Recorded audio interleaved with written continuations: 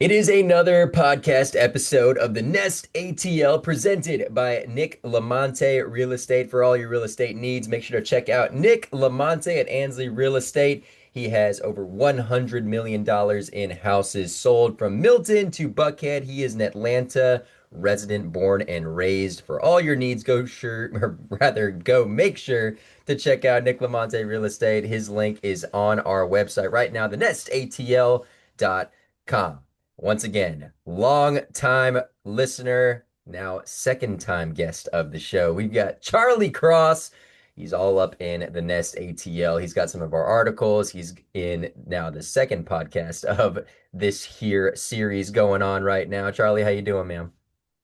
Hey Miles, I'm doing well, my friend. I'm doing well. I'm ready to talk a little ball with you on this Friday afternoon. Yeah, we're going by Charlie now. We're not going by Charles anymore. As Hey, I didn't say saying. anything. I didn't say anything. That's up to you guys, man. I don't judge. Well, before we dive in, let's just talk about the topics we're going to discuss today. First of all, the NBA Finals are going on, so we're going to talk a little bit about the Hawks. Mind you, the Hawks are the only team in these NBA playoffs to beat the New York Knicks as of this point, as this Friday morning before they face off against the Spurs once again. So we're going to talk a little hoops. We're going to talk a little bit about who would be booed the most if they were to return to Atlanta.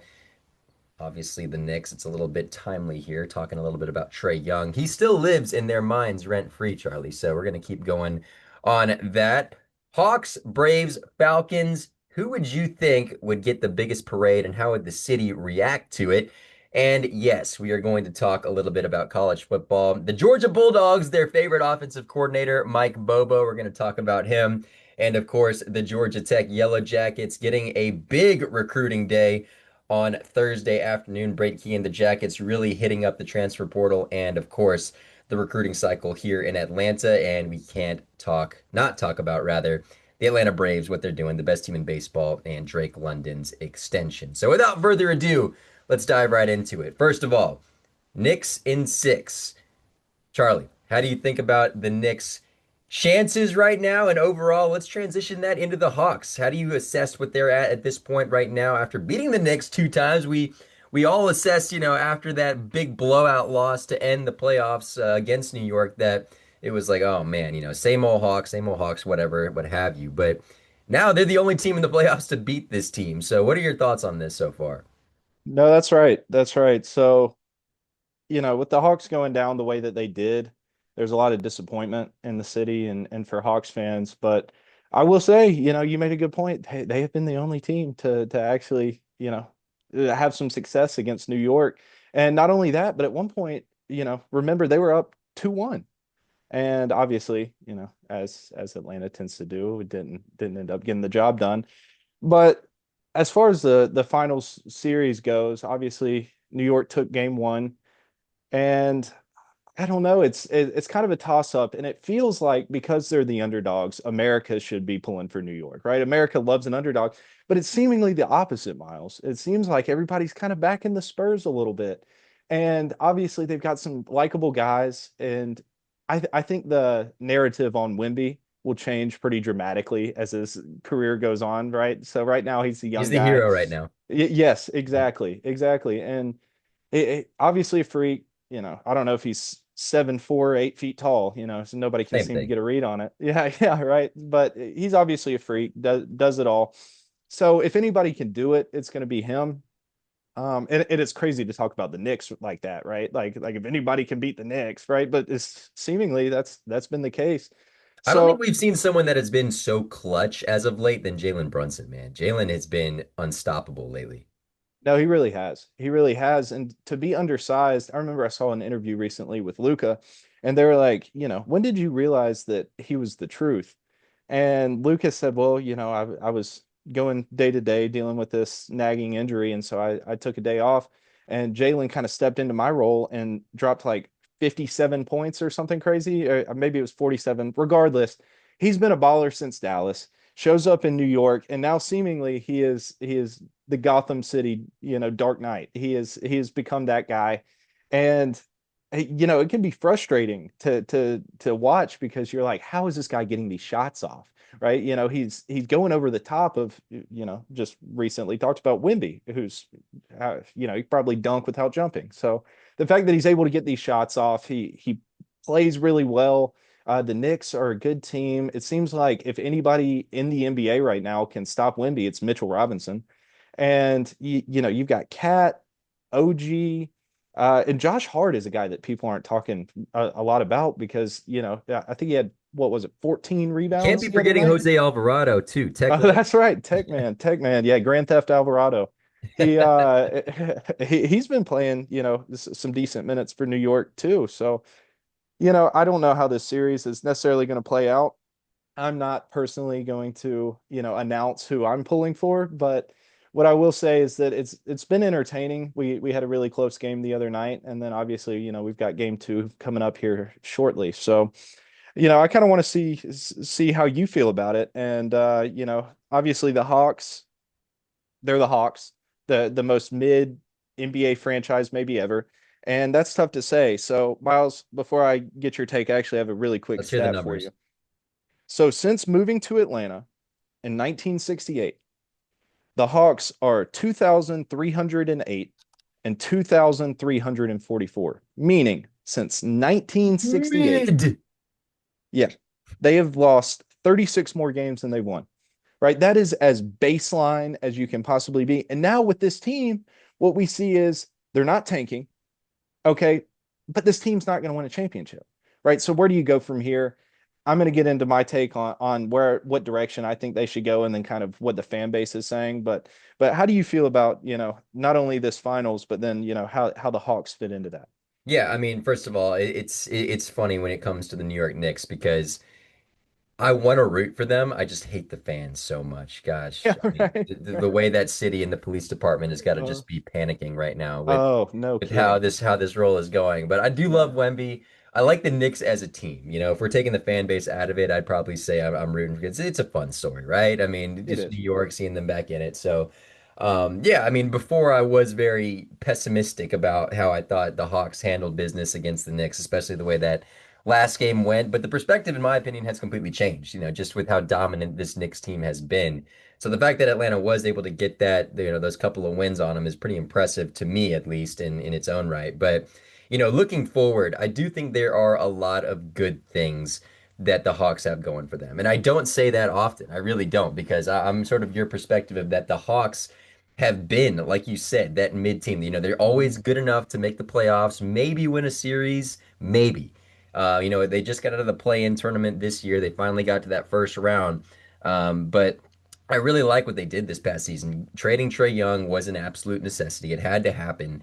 And you really saw the team take off from there. Jalen Johnson, I won't call him a superstar yet, but he is right there. He's getting close to it. He made all NBA. I believe it was third team, second team might have been right up there, but it's his team now, and I just need him to take that next step. I want to see more from Zachary Reese-Shea. It's tough being wedged in between Wembanyama and Cooper Flag, so it's a really tough draw the Hawks got right there. And now picking eighth overall, I know Atlanta wanted to get at least somewhere in that top five, but alas, the Hawks luck once again picking eighth overall. So Yeah. I digress there, but they do have a lot of good pieces. Dyson Daniels, most improved player. Nikhil Alexander Walker, most improved player. So you've got back-to-back stuff right there. I think Ansi Soleil just got that extension, has done some good work here the past couple of seasons. So I'm excited to see what they can do. I don't want to steal your thunder here, but I feel like if you're not shooting for Anthony Edwards at this point, you're doing something wrong. Because if this That's team right. adds a guy like Anthony Edwards, then I'll start to take this Hawks team seriously as Yes. a potential, not playoff threat, because I'm going to say they are currently a playoff threat, but a title contender if they add someone like that. Yeah. So I'm gonna before we move on, I hope Trey Young's in a safe house somewhere, right? Like I hope that he's underground, maybe in a bunker somewhere, because we know how New York feels about him. Fortunately, for him, honestly, maybe it would have been better for the Hawks. Who knows? But he obviously wasn't on the team come playoff time, so that could have been an unbelievable storyline in New York.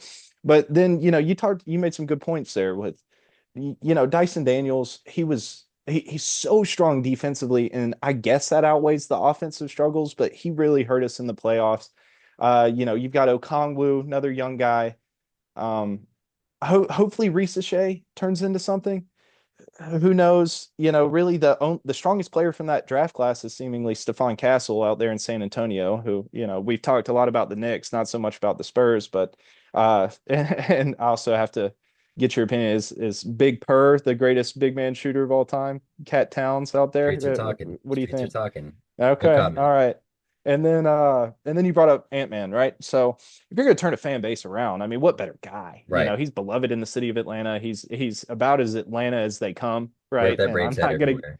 yes, I'm not gonna get into all of the details on what makes him so, strong culturally around here, but you've got him, and then another guy that has been making headlines about potentially joining Atlanta is Jaylen Brown, Yep. right? So I Another think, Atlanta guy. Hawks fans, Atlanta fans would rather see Ant, but heck, this team's not going to get worse with Jaylen Brown, Right. right? And so I don't know, how you maneuver that if you wait for contracts to run out, if you try to make a trade.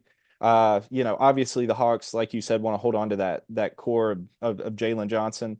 CJ McCollum, he's going to lose value every year. So we'll see how they handle all that. But yeah, obviously Hawks went on a really solid run there at the end of the regular season, couldn't get it done in the playoffs. And here we sit watching the finale, yet another year without Atlanta in it. So maybe the front office will make some changes, make some moves, get us where we want to be. Yeah, very necessary. And they do have some good building blocks to work around, as we just alluded to. So, we're talking about the Knicks, Knicks and six. We're seeing how the city itself of New York City is burning to the ground at this point, especially if they follow through and win three more games here. So, here's the ultimate question. We've seen this city win a championship. We've seen the Braves do it in 21. We've seen Georgia go back to back, and that parade was in Athens. But if another Atlanta team were to win a championship, we're talking Braves, we're talking Hawks, we're talking Falcons here. Atlanta United has done it. Okay, we'll see that. MLS, Right. not Yeah. to throw shade there, but Atlanta United, new team, and MLS obviously not as big of a sport per se in the US and right here in At Atlanta. least down here. Yeah. At least down here. So I Yeah. digress. We talk about those three teams. If one of them were to win a championship, who would get the biggest draw there? Well, so we saw the Braves win it in 2021. Hawks, I think it would be crazy just because of the shock value Right. there, right? I don't believe Hawks haven't won one, correct? They have not. They And won in yeah, St. Louis, but not in Atlanta. that's right. That's right. So old Bob Pettit, what a Hmm. legend. Anyways, I digress. I think they go the craziest for the Falcons, Yeah, right? And the I reason agree. that I say that is obviously, Falcons are Atlanta or Georgia's NFL team. Okay. Georgia loves the SEC. They do. They love college football. Metro Atlanta, Tech fans, obviously, fan base a little bit bigger in Athens. But if the Falcons were able to bring one home, especially with what happened 28-3, um, Not talk about that, Charles. I think the city would go nuts. And it's interesting, right? So a lot of, at least from what I've noticed, a lot of the football fans in the South, okay, if you're a Dogs, Yellow Jackets, Georgia Southern, Georgia State, whatever it may be, chances are that same person isn't necessarily a season ticket holder for the Right. Falcons. It's interesting, right? And you don't see this everywhere. A lot of times, the college football fans are also NFL fans, and we see these college football fans, SEC, ACC fans watching the Falcons games, but they're not actually there in person. And the excitement around the Falcons seemingly, like we talked about it last week. It varies. It goes up Fluctuates. and Yeah. down. Mhm. Yeah, yeah. So I think the city would go absolutely berserk for a Falcons Super Bowl. I really do. I think you would see guys coming out of the woodworks that 100%. yeah, dusting off the old Mike Vick jerseys, the Falcons gear, everything like that. I think the city would go nuts. Obviously, Braves are with TBS, with everything else. I think America's team, right? So I think that's a kind of a big deal for fans, and especially Southeast, Alabama, Tennessee, all that kind of stuff. But you said you agree. I want to know why you think that they would go so crazy for the Falcons. But for Charles Cross, it's the Falcons for me. All right, that's where I'm going.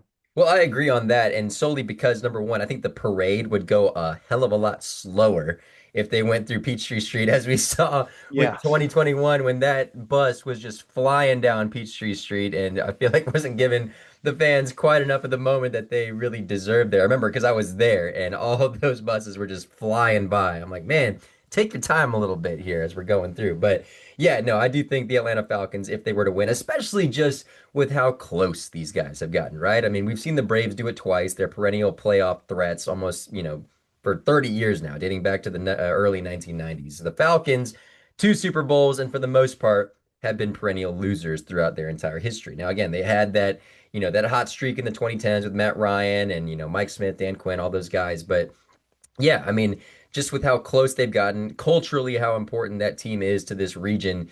The fans are desperate, Charles. They're very desperate for a championship to come to Atlanta just because of the suffering. You talk about the Hawks, they've been a consistently mid team. The Falcons have been a consistent loser throughout their history. So I think getting over that hump, of being that consistent loser, getting rid of that narrative to where you're finally a champion here with all the good players and a lot of good that has come through this city with that. Michael Vick, Matt Ryan, Julio Jones, a lot of guys that have come very, very close. People forget Michael Vick had these guys in the NFC Championship back in 2004. So there's been multiple instances of coming oh so close, yet falling so, so short in just horrible, horrible fashion. So I yeah, would say the Atlanta Falcons for that reason. Now, we're going to transition now into some college football talk. We just talked about the Hawks, talked about the Falcons here.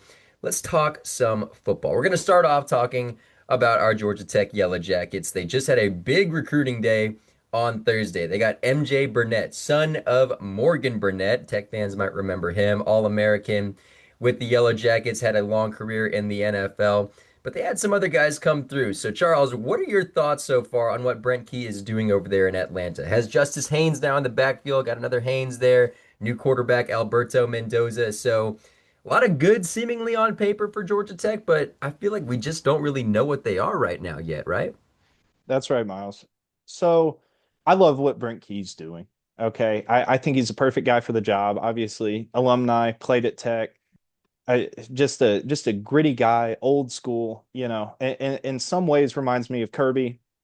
Georgia fans aren't going to want me to say that, but he does. He does. And I think that they both have a lot of mutual respect for each other. I think they played against each other, correct? They do. Brent Key So, 2-1 advantage. yeah, okay. Okay. Yeah, I can't say that in recent years, but regardless, I digress. I think that this Tech team is it seemed like coming into this offseason that the team kind of fell apart. You lose Faulkner, you lose Philo, the quarterback of the future, both to Florida with, Who some are all so bringing them far in. is not starting at Florida, mind you, but Yes. continue. Well, Tramel Jones is also the truth. I will say Philo did, a lot of fans know this, especially in the Georgia area. But Philo broke all of Trevor Lawrence's passing Right. records coming out of high school, right? He's got a bazooka attached to his shoulder. Guy can sling it. And he's fairly mobile. He's no Haynes King, everything like that. But let's talk about this Tech team, right? Other day, I believe three 4 stars signed to the I believe defense, that was right? correct. So, Yes. so, so I mean, that's huge, right? And me and you, that not gonna age shame or anything, but you've been around a little bit longer than me. But I grew up, in the Paul Johnson era, and back then to land a 4 star was a big Oh deal, yeah, it right? was huge. No, Never and happened. so no, no, never. I can count on probably one hand the amount of 4 stars we brought in Yeah. under the Paul Johnson era, and now seemingly it's becoming I'm not going to say regular, but much more of a regular Right. occurrence, right? And I think that he's doing great things. I think he's got excitement. I think he's doing a lot with NIL, Mhm. right? And we've seen some programs thrive under NIL. We've seen some programs completely fall apart. I'm not going to get into other schools, Dabo, Clemson, transfer portal, everything like that. But Tech's been strong, right? So let's talk about a couple of these transfers that they brought in. Alberto Mendoza, got to start with him. He's Yeah. already named him the starter. Who knows what he's going to be, right? I think his ceiling can be Haynes King type of runner, and Right. then a Aaron Philo kind of thrower, right? So kind of a combination of the two. Obviously, we don't have tape on him really. I mean, he played a little bit behind his brother at Right. Indiana. I think he can come in and really, given the fact, what is he, a sophomore going into his sophomore year? I believe so. Yeah, Yes. right. So he's still got years to develop. Um, Chris Winkie, quarterbacks coach. Yep. Hmm. Yep. He did a great job with Haynes King. Brent Key praises Winky and what he does and his development of quarterbacks. So I've got a lot of faith in what he can do with Mendoza. And if he learned anything from Signetti and his older brother, it's probably some pretty good stuff. So I like him a lot. Georgia Tech's wide receiver room has had some questions, right? Yep. So, yeah, what are they going to You're do? losing a They lot of lose talent. Canyon, Yeah. right? Lose Canyon, lose Stockton, Bailey Stockton to Mhm. Florida. Obviously, Isaiah Canyon going to play a big role in this Georgia Bulldogs team, but they bring in a guy, Isaiah Furman from Elon. Okay, I believe. Yep, there you go. Let's You go. Let's go. got an alumni here. I believe he had something close to, I don't want to get this wrong. I'm not going to look it up in the middle of me talking. Something close to like 1,700 receiving yards last year. He's a stud. Don't be He's a sleeping big on the body. Phoenix now. Don't be sleeping on Yeah, the no, Phoenix. I think too many people are miles. I think it's time to wake him up. But uh, but you've got him. Okay, you've got DeBron Gatling, who's a Milton kid, grew up in the Metro Atlanta area. He played 2 years at South Carolina, came over. Didn't see the field much, didn't get much action last year, but I think he's going to play a big role. He had, Mendoza seemed to really like him in the spring game. We'll see how he does. So not this year's transfer, but last year's transfer. So between those two guys coming in, catching passes, and I was going to save him for the defense, man. I think the real X factor on this team, okay, and the reason I bring him up when I'm talking offense, Jalen Mbakwe. Okay. All right. I don't know what our listeners know about this guy. He didn't live up to the hype necessarily at Alabama. I think it's because DeBoer and company didn't know what to do with him. Former 5-star, top 10 player in his class. Okay. And this guy, I believe he came in as a wide receiver. They moved him to DB. Now, he's technically a cornerback, but I think we're going to see him catch some passes. I'm not saying that this is Travis Hunter. Okay, but this guy is elite as far He's as saying it. athleticism He's saying goes. it. Yeah. So don't quote me on that. But what I will say is this guy has a real chance to be a difference maker. So I think he's really going to be the X factor, both, defensively and a little bit offensively. But if we're talking X factors on offense, last guy I want to bring up, Justice Haynes. Okay, this guy, another just elite standout back. Obviously, started off at Bama, went over to Michigan, had some real explosive plays last year. And, the Detroit Lions used to have the Sonic and Knuckles with David Montgomery and, former Yellow Jacket, I don't even want to think He about was Junior at Georgia Gibbs. Tech longer. He was at Georgia Tech longer. Yeah, yeah. Bama's gonna claim him. It's fine. It's fine. Never forgive Jeff Collins for that and Jordan I Mason. don't forgive Jeff Collins for anything, by the way. So, so let's leave that out there. He is, yeah. Anyways, I appreciate him bringing in some top recruits that he did absolutely I nothing will with. say Jeff Regardless, Collins does follow me on Twitter, so Jeff, wish you the love you. best. I'm sorry, bud. Yeah, yeah. No, well, he doesn't follow me. I believe like 6 people follow me on Twitter. So, so Jeff, no worries, dude. No Enjoy hard Waffle feelings. House. Yeah, that's right. That's right. 404 the culture, baby. All right. Anyways, Justice Haynes, real deal. Malachi Hosley, people aren't as familiar with. He ended up taking more snaps than Jamal Haynes last year. And this guy, I mean, he won Ivy League Player of the Year over at Penn. He comes in, not a lot of expectations. When he transferred in, kind of expecting to be third, fourth on the depth chart. You've got the Chad Alexander. You've got some other guys kind of mixed in. Tech's running back room is deep. Not Yeah. enough people are talking about it. We're on the transfers. Flip over to the defensive side of the ball. They bring in Alabama defensive lineman Noah, or really outside linebacker Noah Carter. All right, 4-star guy, proven, played in the SEC, played high level football, got some snaps at Bama. He comes over, 2 Alabama transfers. I think that that's going to make a big difference. Miles, how are you feeling about these transfers? And then I'll kind of get into a little bit more of the personnel, and we can move on because I know Georgia fans are ready to hear about their Bulldogs. But how are you feeling about it? And I kind of want to talk about the new faces as far as coordinators go too. So I'll let you take the reins. Yeah, no doubt. And I'll touch on those coordinator, changes as well. George Godsey coming over and being the new offensive coordinator for this team, really taking the Mike Bobo route. It's a guy that we'll touch on here in just a second. Brent Key's college roommate, best man in his wedding, quarterback while he was there. It's a very similar comparison Yeah. here, but Yeah. but yeah, no, I mean my eyes right now. Again, it's so tough, Charles, because like I said, we just don't know. I mean, we saw a little bit in the spring game, and we got a glimpse of what this team might look like. Again, they're getting some new recruits that are going to be coming in the next couple classes, but. For me, I mean, again, it's the headline. It's not Alberto Mendoza, believe it or not. I mean, I I am agree very with you. optimistic about him, but for me, it's Justice Haynes. This is a team Yeah. that loves to run the football. They've been very adamant about that. Brent Run Key the is dang all ball, about that. Bert. Run the ball, Bert. They've been all about that. I think George Godsey is going to really implement that type of offense in his scheme, and why not? You've got Justice Haynes, and like you said, Malachi Hosley. Everyone I feel like nationally does not know about Malachi Hosley. I think there were times last year where I would prefer, you alluded to the yardage count, that I would have taken him ahead of Jamal Haynes in a lot of situations. So it's a lot of bruiser versus elusiveness, I think, in the Justice Haynes area. I think Justice Haynes is a little bit more power that he's added to his Yep. scheme as opposed to a Jamal Haynes. So I'm really excited to what both these guys can do in this offense, just because you have those two guys, and they have that element of catching out of the backfield, and they're going to run a lot of sort of those similar plays that we saw with Haynes Hmm. King. Those sort of read option sort of type Yep. plays from the shotgun formation or what have you, that type of thing. Well, So and Mendoza can seemingly run, you and can, yeah. I know that we're talking running backs right now. I can't believe I forgot to mention this guy. I was talking about Furman. I was talking about Gatling, mostly because we're both Milton grads, so I Have wanted to. to bring up Gatling, having been there. So Jordan Allen, man, Jordan Allen. Yep. that guy, he's the one guy that stayed. I mean, hmm just elite speed. Okay, this guy, And I I'm will not gonna say, after the spring game, he did allude to the fact that he is going to be used more of like a Zachariah Branch type role this season.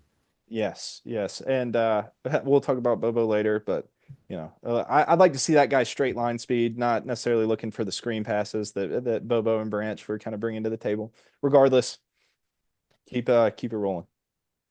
Yeah, no, keep it rolling indeed. Now, again, Yeah, we got to transition to talk about the dogs now because, we talked about the Yellow Jackets and Georgia going forward. Look, I mean, I feel like going into last season, there were a lot of doubts. I think strictly because of Gunnar Stockton, because you didn't know what he could be at quarterback. Georgia goes ahead and wins the SEC. It's almost business as usual, per se. But I feel like there was still a lot left on the table. Now, again, it's Georgia. They're going to bring back talent every single year, and they're doing that again. I talked to Rusty Manziel, Dogs Insider over at Dogs HQ. He did mention about how the pass catcher room is really the big thing to pay attention to this year because they haven't really had that true alpha in that room, in my opinion, since a Lad McConkey, since a Brock Bowers, those types of guys. We're going to get into more of that in just a second. But Isaiah Canyon, obviously the biggest addition to this room. He's sort of that big body receiver that they've been lacking for some time. They're really excited about him. They had a really big recruiting battle between Ole Miss and Georgia, according to Rusty, and Georgia swooped in and got him there. But they've got another Milton kid, CJ Wiley, who's going to be coming in and doing some good things, have a big and role. Barbour over in that tight end room as Ethan well. Barbour, yes, he broke his, I believe it was his ankle, I think early in the Yeah, season. gruesome It injury. was it was pretty tough, but they're really excited about him. They're really excited about Talon Taylor. He's a guy that I keep hearing names mentioned, and he had a couple drops last year. I think a lot of Georgia fans are focused on that, but again, he's very young. He still is very young, so they're very excited about what he can bring to the table. Obviously, London Humphreys and Jacoby White is really the guy to pay attention to in regards to sort of picking up that role left by Zachariah Branch, and we'll kind of dive into what Mike Bobo might have in store for it, but that's kind of what I'm looking at on the offensive side because, we're looking at expanding the game beyond, sort of that dink and dunk that we've seen Georgia run the past few years. And it's hard to criticize it, right? Because they have continued to win. It's not like, maybe production has fallen off from the days of Todd Monken and, all those guys in that Stetson Bennett offense, but at the end of the day, Charles, they're still winning. They are, they are, and it's easy to be hard on yourself if you're a Georgia fan, right? And as a tech man, right, it can be tough to not use the word spoiled, but they do, man. They have an embarrassment of riches. Okay. And as for the dogs, you've got the backfield, you've got Frazier, Bowens. We'll get into them. You've got Stockton, the captain coming back. Man, does that guy love football? Okay. Oh yeah. I don't always pull for the dogs. I love Gunner Stockton. I really do. He's Country maybe the boy. most, yes, polar opposite of Carson Beck. Yeah, I think most Georgia fans would agree with me there. But as for the wide receiver room, you know, I think we'll see. You know, Kenyon didn't play too much last year. I believe it collarbone injury Yeah, he maybe, had an injury. Yeah. and Mhm. yeah, and so he steps into a big role. And in your recent conversation, I heard him get compared to kind of a Kobe Young, right? Mhm. And a guy that's going to come in and kind of play that role. He's as big as he is. I think he's 6'4" ish, but his straight line speed is pretty phenomenal. He can be fairly shifty, but his athleticism, his jumping ability. I believe he's from down in Warner Robins, I want to say. I believe so. He Yeah.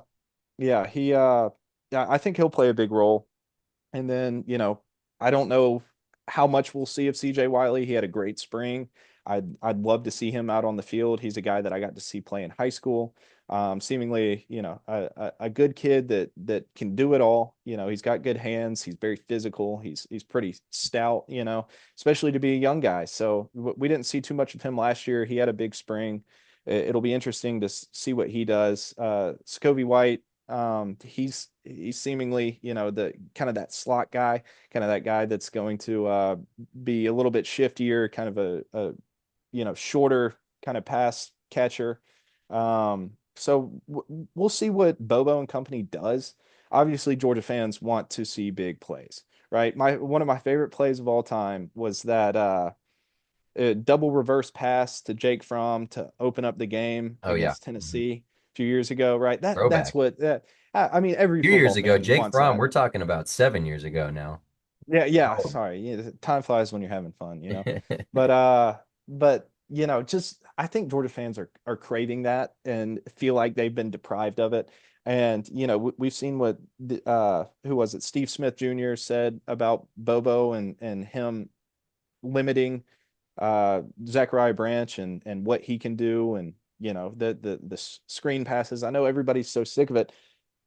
Georgia wins, man, Mhm. and Kirby Smart, consensus best coach in America. The Saban protege, former Bulldog. He's not going anywhere. I remember different NFL you know reporters, however you want to phrase it. We're talking about Kirby, getting looks from the NFL. Brent Key getting look. These guys, man, they're not leaving. They're Right. not leaving, and Kirby wins. He's got the talent to do so. We'll get into the defense, but offensively speaking, Gunner, I mean, he's gonna play through injury. He's going to get the short yardage first downs. You can count on him. Nate Frazier and Chauncey Bowens, another two-headed snake like we've got up here in Atlanta. So I think the sky's the limit for this Georgia team, man. I really do, and we'll see what Bobo does with it. Obviously Georgia fans are fed up. I can play the devil's advocate a little bit. You know what, Miles? I'm going to do that right now. Do it. Okay, I'm going to play the devil's advocate. Georgia fans, you're not going to want to hear this because I know what Todd Monken did. Okay, I will go as far as to say offensive genius. Okay, I loved his schemes, his sets, that what he was putting out there on the field. However, Todd Monken had Lad McConkey and Brock Bowers. Brock Bowers, I don't even really think it's maybe the greatest college tight end of all time, right? We've seen what McConkey's done at the NFL level and how good he was in Athens between the hedges. With those two guys, plus Stetson Bennett being the perfect fit for his offense, are we giving Monken too much credit and Bobo not enough? I don't I don't think that's the case, but you could make a case for it in the sense of, he had two of the best weapons that we've seen in Athens in a long time, and the quarterback that could get them the football, right? Not saying Gunner's not that guy, not saying Branch isn't that guy, not saying Kobe Young's not that guy. I'm just saying, uh, Miles, what do you think? You bring up a good point. You really do, because when Munkin left and Bobo took over, and they obviously had another great season in 2023 with Carson Beck. I'd argue they were the best team in college football that year. It was just unfortunate they weren't able to get in that college football playoff after losing to Alabama. But your point remains. I do think a lot of people, at least at the time, sort of didn't realize just how good, and I think they realized with Brock Bowers, but I don't think they realized how good the Darnell Washingtons of the world were, the Lad McConkey especially of the world was, at that point. And maybe, I'll throw in Stetson Bennett too. A lot of people like to not give Stetson Bennett his flowers for what he did over at Georgia. Look, the man won two national championships. You can argue about the defense all you want. It's very valid, especially that 21 defense with Hmm. basically the entire squad now starting in the NFL. But Yep. I do think a lot of that has to do with the personnel they were deploying out there. I think some Georgia fans just think, hey, this is how it is every year. We've always had these guys, and we finally had the right play caller to get us over the top. Now, when Bobo was there in 23, you still had some guys, and you had Lad McConkey still, and you Yep. got as close as you could possibly get to getting back to that national championship. So, it's a very valid argument, in my opinion, Charles. I really do. I think there is some truth to that, but time will tell. I mean, Yeah, you hope Bobo changes things up just a little bit. Again, hard to argue against the success. Two SEC championships. He's, for the that's right. most part, has done his job. I know Georgia fans don't want to hear that, but still, there is some validity to that. Well, Miles, let me ask you this. Okay. This season, Georgia Tech, I mean, what am I saying? Georgia has, I believe, four returning starters on the offensive line. Obviously, Mini Bobo, he's not mini, he's massive, but or at center. Then Ernest Green, you've got two or three other guys that have seen a plethora of game time action, right? You've got those guys up front. A guy I've failed to mention, okay, Talon Taylor, guy's elite. I saw in your conversation the other day first 5 star since George Pickens. Is that Hmm. correct? At wide receiver. At wide Not receiver. obviously, Mhm. they've got the 5 stars out there, Right. but that guy's elite. Probably going to see him play on Sundays eventually. With all of these weapons, Nate Frazier, Chauncey Bowens included, Gunnar Stockton running the show. What's it going to take for Bobo to get the can, to get fired? To get fired, I mean, I think if we're talking about Bobo getting fired, I think it's going to be you miss the college football playoff, in my opinion, Okay. because with the All way right. it's expanded, I don't think another college football playoff berth would warrant a firing, at least of that Yes. sort. I think it would have to be astronomically bad, in my Right. opinion, for Bobo to be let go. Because look, I mean, the guy was a finalist for the Broyles Award. He goes Yep. out to the best assistant in all of college football. You're not going to let a guy go like that, especially, if you're right up there in the thick of the conversation of a national championship. So I think things would have to go astronomically bad for Mike Bobo to get let go by Kirby Smart. All right, Miles. We've covered the offense. We've talked a lot of bit about Bobo, right? Mhm. And obviously, that's going to be a topic of conversation for Georgia fans. Uh, hate him or love him, mostly hate him. For at least that seems to be the consensus. We'll see how that plays out. We'll see how he does. We'll see what Kirby, Bobo, Schumann can do with this team. Now, speaking of Glenn Schumann, switch over to the defensive side of the football, Miles.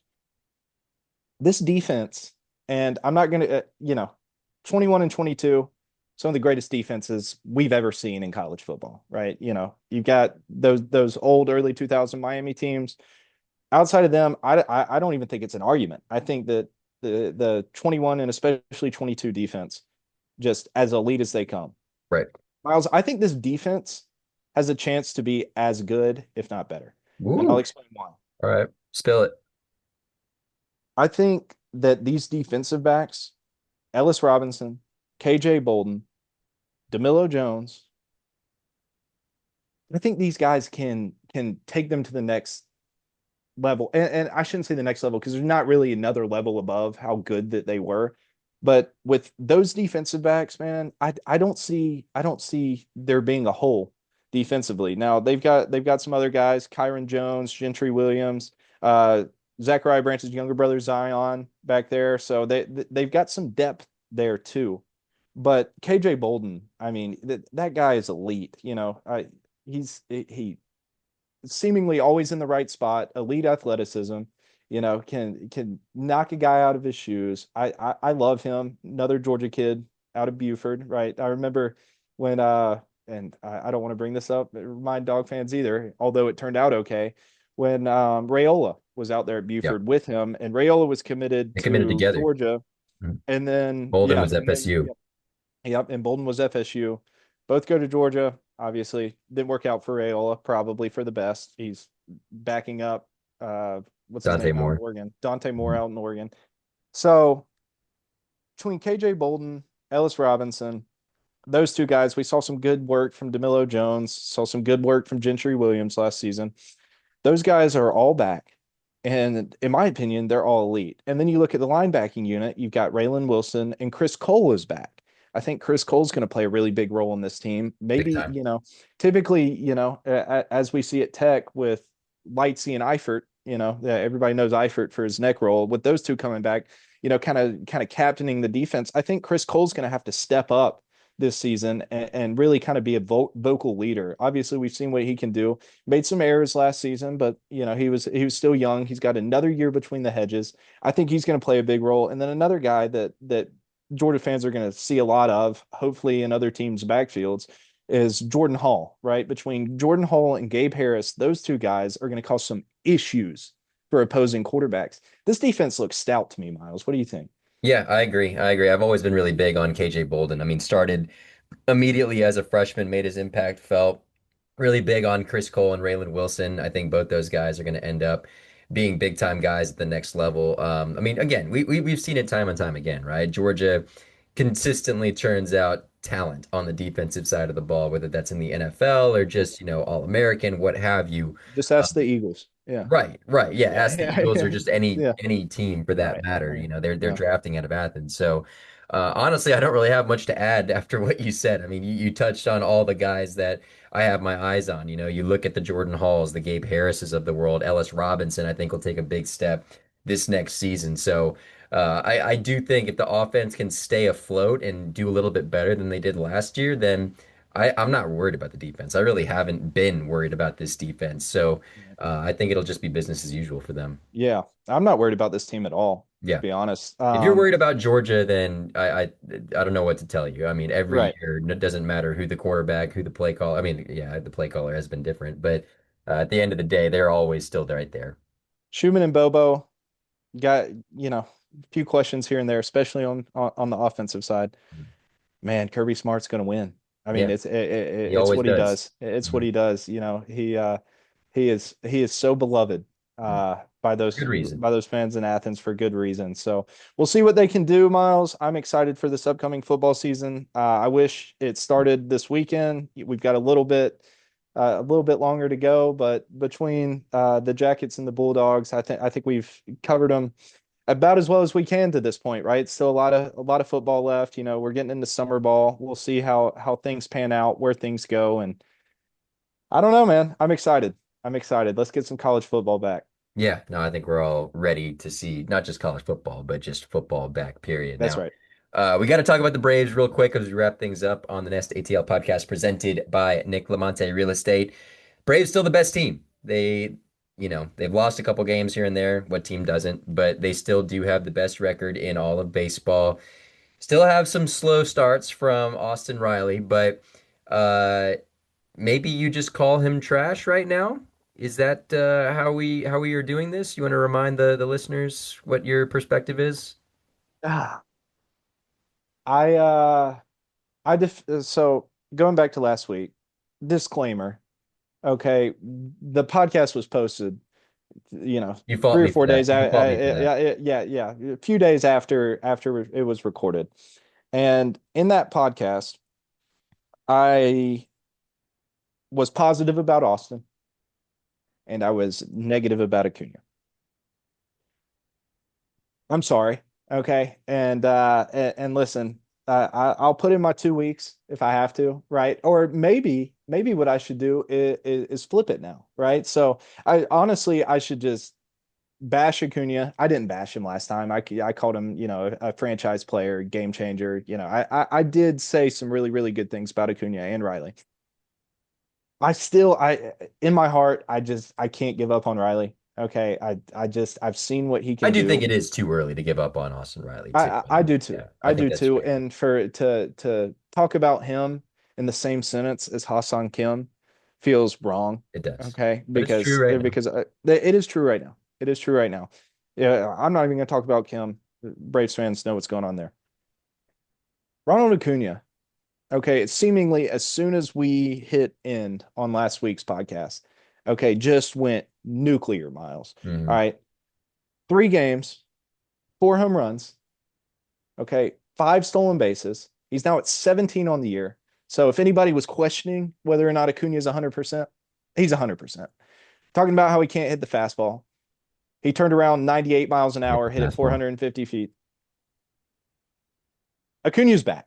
Okay, I think that's pretty self-explanatory. He stole another couple bags last night. Here's the thing about this Braves team.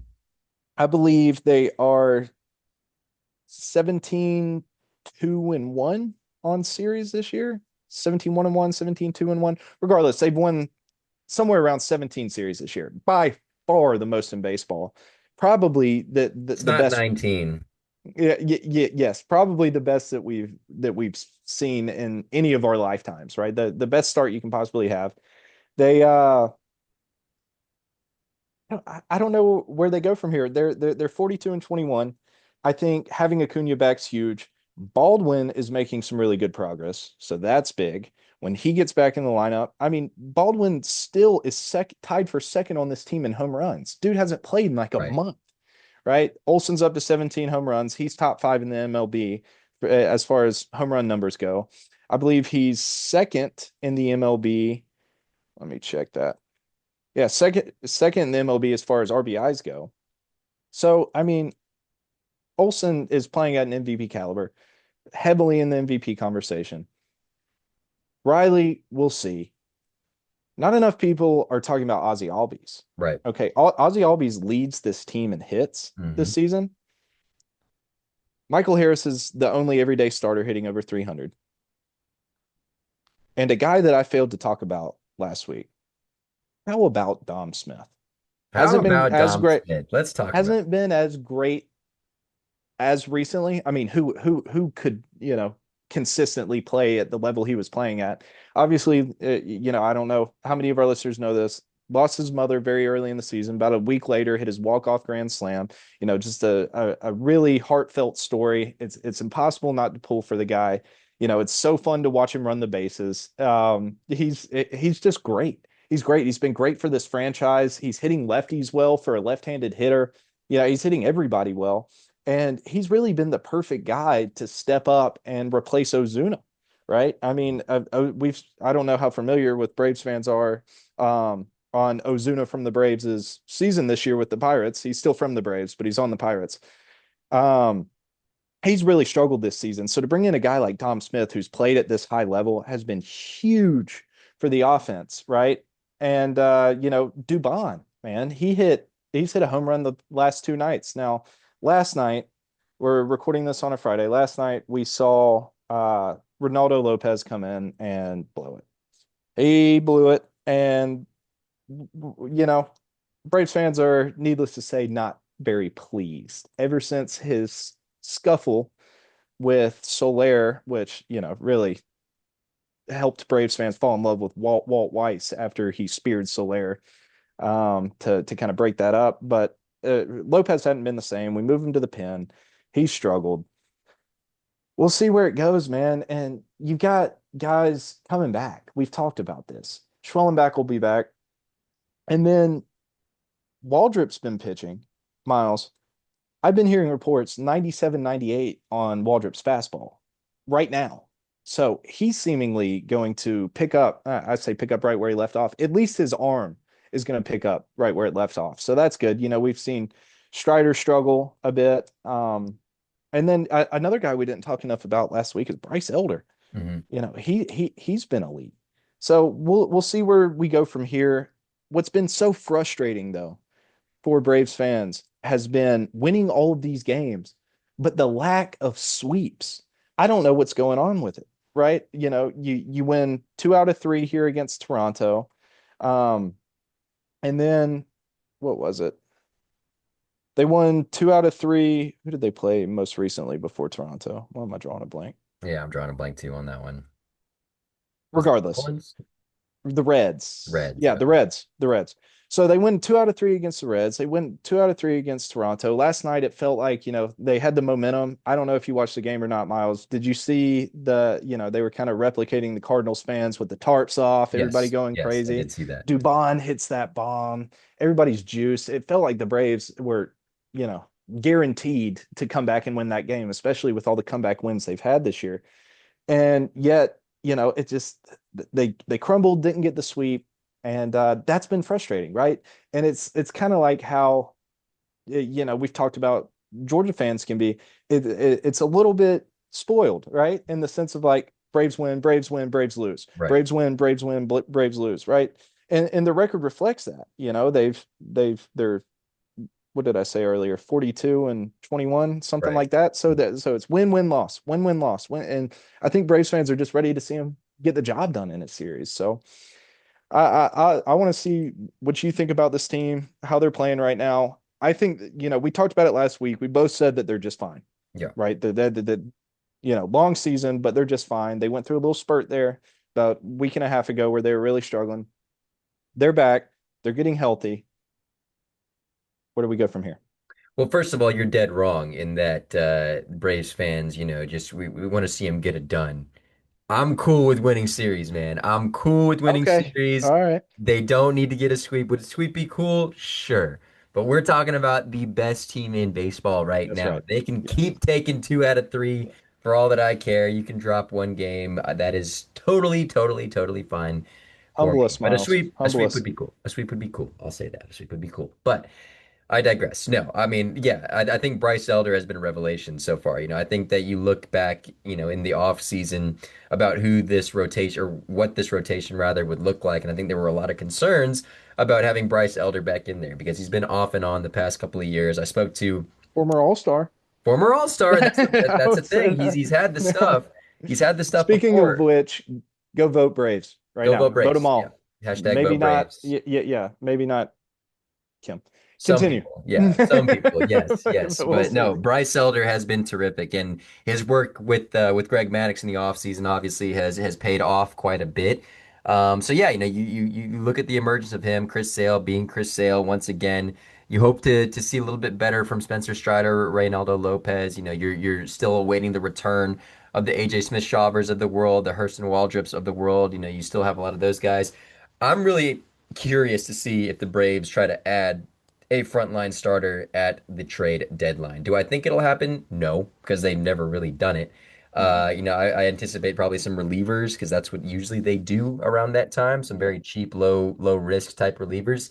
Offensively, I don't have any concerns. I mean, again, it's such a streaky game in that guys are on, guys are off, and it vice versa. Guys sort of take their turns and sort of being that guy right now. Like you said, we've seen the Austin Rileys of the world pick it up. We've seen the Dom Smiths, the Mauricio Dubons, the Michael Harrises. They've picking up the slack of the Austin Rileys of Ronald Acuna. Before he started getting on this hot streak here. So there's been a lot of guys that have sort of picked up the slack in the meantime. So in that regard, I'm not worried about the hitting. I just want to see the pitching continue to stay above water and continue to dominate because I think that's where you win in the playoffs.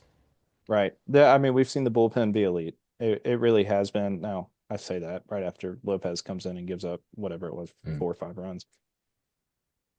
We'll see what they do. I agree with you. I think we talked about it last week. I think AA is going to go the traditional AA route, right. and we're referring to Alex Anthopoulos, Braves GM. I think he's going to go the traditional route. He's going to ball on a budget, and hopefully he hasn't run out of luck as far as who he will acquire. Braves just acquired Austin Wins from the Athletics. We saw him in a little bit of action last night. He is technically backing up Sandy Leone, but Walt Weiss pinch hits for Sandy Leone in about the seventh inning every game. And Braves fans weren't necessarily thrilled about this, Miles. They, with how Trump had been playing to demote him back to AAA. That wasn't necessarily what the fans wanted to see. I think they would have liked a bigger name. Wins has been, really, really subpar this year. Um, so we'll see where they go. The big news is Baldwin's almost healthy, and Waldrop's almost healthy, and Schwellenbach's not far behind him. So we'll see what they do with the rotation, whether, they keep Martin Perez in there, whether they keep Strider in there.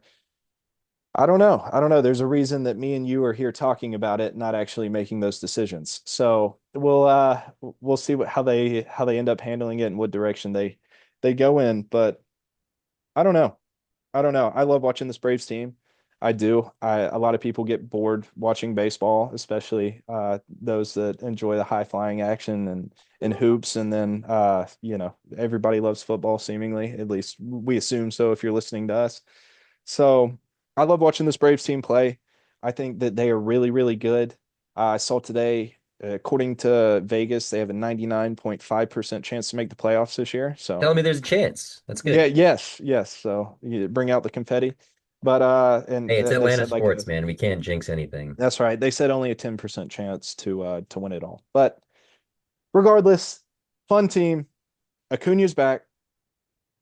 I'm not done Who are we here? believing in Here's Riley. here's what we're gonna do. Who are we gonna bash to put it into the universe that they pick it up? I mean, it's got to be Riley. I don't want to do it. I mean, I you're love you're you're Austin. the one with the magic hand right now, so I'm Yeah, putting it that's on right. you. That's right. I called Hassan Kim bad last week. He had I'm not going to call it a fluke. He hit the ball, but he had an RBI last week, or not last week, a couple games ago. And I was kind of hoping that him seeing, himself on first base was gonna kind of help. He seems a little bit more comfortable at short, but Kim and Riley have been terrible. I'm gonna flat out say it. They've been terrible. Austin, great defensively. I think he'll turn it around. But I'm gonna talk about Austin how I talked about Acuna last week, right? And that unlimited potential. Okay, still a high ceiling. Riley's not really that old, right? He's still, he's assuming that he doesn't fall off a cliff. He's still got, another 5 to 10 years in the big leagues. So we'll see if he can turn it around. So He's my one my year younger than me, bashing. by the way. So let's watch your tone there. Okay. Yeah, sorry. I'm a little bit younger. 29 So years old, Charlie. Come on now. yeah, yeah. So well I guess we'll bash Riley and Kim. I mean, those are you know what? I'm gonna bash Sandy Leone too. I'm gonna do that. He is damn good at challenging calls, that ABS challenge. Yeah, He's good at that. He's seemingly pretty solid behind the plate. Obviously long time veteran. But that is just a gaping hole in the lineup. I know he's sitting there in the 9 slot, but when he comes up to bat, you're just ready to see. They might as well just show Acuna in the on deck right. circle warming up. So I'll go with those three guys. I hope that Ozzy stays hot. He hit a big home run the other day, 3-run shot, and I hope Dubon stays hot. Obviously Acuna, Harris. I mean, these guys are all heating up. We talked about last week. We haven't seen very often 1 through 9, which again, being spoiled, most MLB teams don't have a 1 through 9 that guys expect to Correct. really, Yeah, do something special. But we haven't really seen too many games this year where 1 through 9 everybody's hot. Obviously, it's not always going to be the case. It's going to be a rare occurrence. But I think we're starting to get into that mode. I think Olson's been so consistent. I think you get Baldwin back there behind the plate.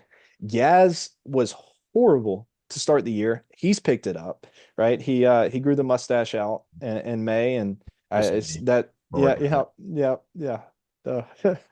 He grew it out, and it seemed to help him. So he stayed hot since then ish. I mean, hot compared to where he was.